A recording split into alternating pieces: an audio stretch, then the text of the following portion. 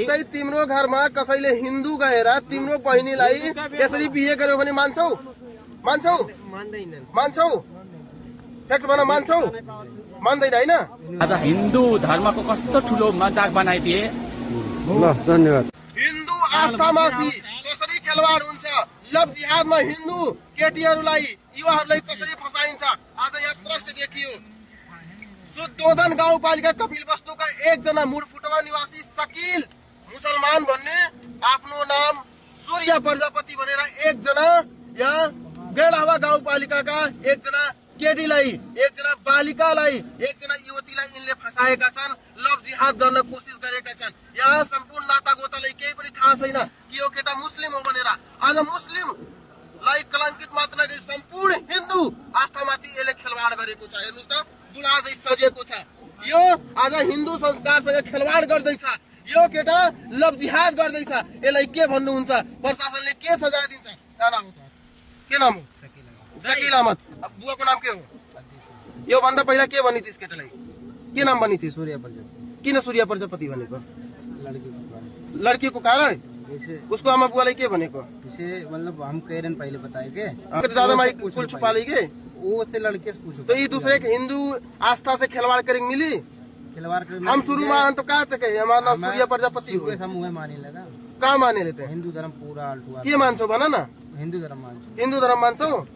कसरी हिन्दू धर्म मान्छौ? एउटा कुनै उदाहरण बताओ।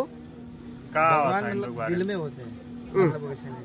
वैसे नहीं हो रूप से मतलब नहीं, दिल से हो जाएगा। दिल से हुए चाहे तो अल्लाह के हुए चीज है। हिंदू कितना भेद होला? यार फेक आईडी हिंदू कै भेद होला?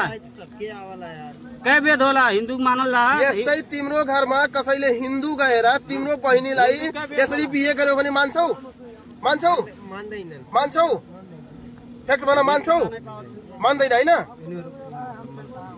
मान्दैन हैन? तिमीहरूलाई मन पर्दैन त्यो कुरा हो?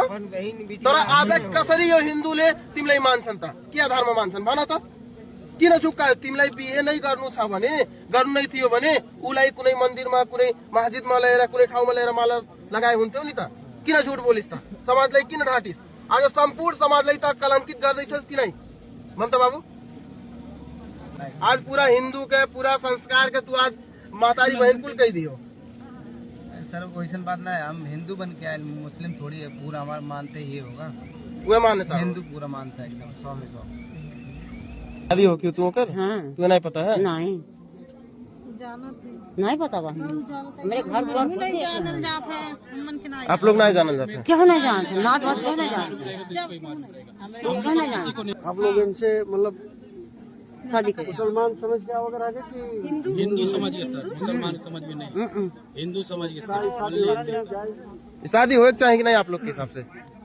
अभी है जान पाए, अब वो जाने हमें तो सोचे सही सही बताए, सोच के बताए, समझ लिए, सही सही बताए। हाँ, तो सवाल नहीं है हमें। हाँ, पूरा हिंदू के नाक कटा दी, समझ जाए।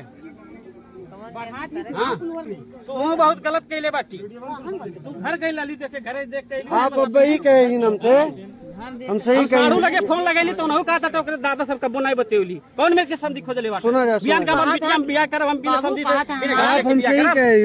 सबैजनालाई नमस्कार। म हिना थारू र हाम्रो आज सट्टको पहिलो दिन सट्ट थियो हाम्रो। र हामीले के भन्दाखेरि त दुलाको घर बाजा बजाउन आउँछौँ भन्दाखेरि बाजै बजाउन नआउनु, बरु हामी पुरा पैसा दिन्छौँ, तपाईँहरू यसो गर्नु, त्यही गुलेरिया चौरामा गएर बस्नु होला, हामी त्यही जन्ती लिएर आउँछौँ। अनि ठ्याक्कै दुलिनको घरदेखि बाजा बाजा भनेर भनेको। हामीलाई त थाहै थिएन दुला त अब हिन्दू मुस्लिम हो भने थाहा थिएन, केटा मुस्लिम भन्ने थाहै थिएन। बल्ल यहाँ त हामी अब खाना खाने बेलामा त बल्ल थाहा पाएको केटा चाहिँ मुस्लिम रहेछ, केटी चाहिँ हिन्दू रहेछ। हेर्नु त हाम्रो हिन्दू आज हिन्दू धर्मको कस्तो ठुलो मजाक बनाइदिए। ल धन्यवाद। नक्चर में आई गए हो एक तो गुलेरिया चौराहा अंदर में आएगा। 1 मिनट भैया रुका रहो, आएगा है तो रुक जाओ 1 मिनट। 1 मिनट वहाँ से आए, से 1 मिनट।